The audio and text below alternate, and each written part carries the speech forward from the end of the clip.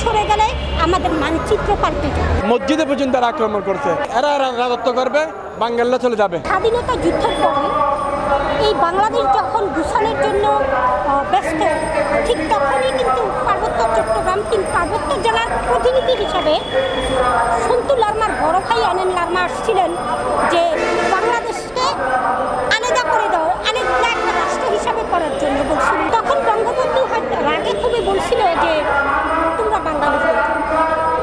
সেই ক্ষোভে কিন্তু পার্বত্য চট্টগ্রামে শান্তি বাহিনীর সৃষ্টি। ওরা যে বলছে বা ওরা নির্যাতিত, ওরাই শান্তি বাহিনীটা কারা? তারা ছিল শান্তি বাহিনী। ত্রিপুরা মারমা তারাই তো ছিল বাঙালি শান্তি বাহিনী। আমাদের ৩০,০০০ বাঙালি হত্যা। স্বৈর সরকার শেখ হাসিনা ৯৭-তে ২রা ডিসেম্বরে শান্তি চুক্তি করল। শান্তি চুক্তি করার ফলে সেখানে খর্ব করা হলো আমাদের অধিকার। কোঠা তৈরি করা হলো, বাঙালিরা চাকরি থেকে বঞ্চিত, বাঙালিরা রাষ্ট্রীয়ভাবে যে কোনো ইয়াতে ভার্সিটি বলেন, ইয়েতে বলেন, বাঙালি কোঠা সেখানে পাহাড়ি কোঠা তৈরি করে এর প্রেক্ষাপটে তারপরে তৈরি হলো কি ইউপিডিআর, জেএসএস এবং প্রীতি গ্রুপ ছিল। সেই ৭১ থেকে প্রীতি গ্রুপ ছিল। প্রতিনিয়ত চাঁদা দিতে হচ্ছে।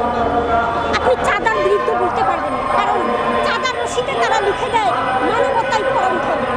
চাঁদাটা দিতে আমার তো ফেটে যায়। পার্বত্য চট্টগ্রামে আমাদের বৈষম্য আপনি দেখেন, বাংলাদেশে কত ৬৪টা জেলা, এখন ৬৫টা জেলার ভেতরে ৬১ জেলার সংবিধান আলাদা, বাকি ৩টি জেলার সংবিধান আলাদা।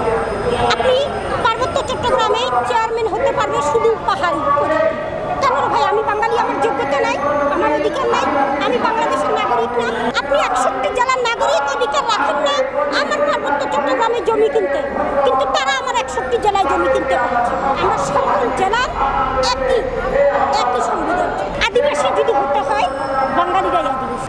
যেখানে আমি ১০০০ বছর বসত করি, আমি আদিবাসী না। ৩০০-৪০০ বছর আগে এসে তারা আদিবাসী হতে পারে না। সেই ডাকাতি করছে, করছে, তাদের বনবাস হিসাবে পার্বত্য চট্টগ্রামে পাঠিয়েছে। তারা দেখতে খাটো হয় দেখে তারা গোল। এখন তারা বলবে তারা আদিবাসী আর আমরা কি ভাইসা আসছি? আমরা দেশ স্বাধীন করলাম, ৩০ লক্ষ শহীদ হলো, রক্ত দিলাম, এখন কি আমরা ভিন্ন মানচিত্র?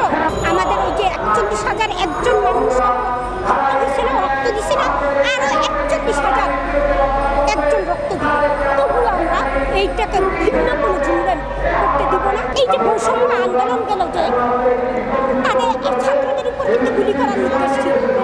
আর্মিরা কি গুলি করেছে ছাত্রদের? করে নাই। আর্মিরা কিন্তু ধৈর্যের পরীক্ষা দিয়েছে। সেখানে কিভাবে আপনারা মনে হচ্ছে যে আর্মিরা তাদের উপর গুলি করবে?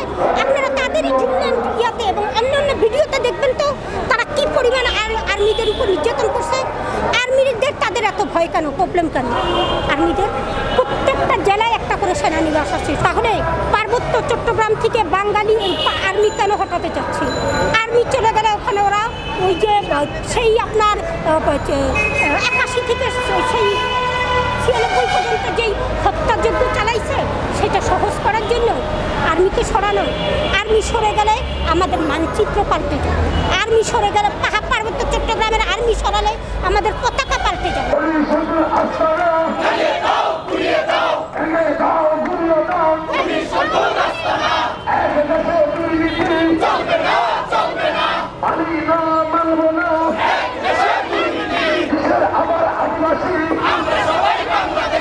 পাহাড় অঞ্চলে দুর্গম এলাকায় আমাদের একটু বাঙালি সংখ্যা কম, তাই পাহাড়ি একটা সন্ত্রাস গোষ্ঠী, বিভিন্ন আঞ্চলিকেরা সন্ত্রাস সংগঠন বিভিন্ন ব্যবসা প্রতিষ্ঠান থেকে চাঁদা দাবি করে, এরা নিজেরাই দ্বন্দ্ব বের করে। এটা সব কিছু বাঙালির উপরে এসে আমরা বাঙালি নির্যাতিত হচ্ছি।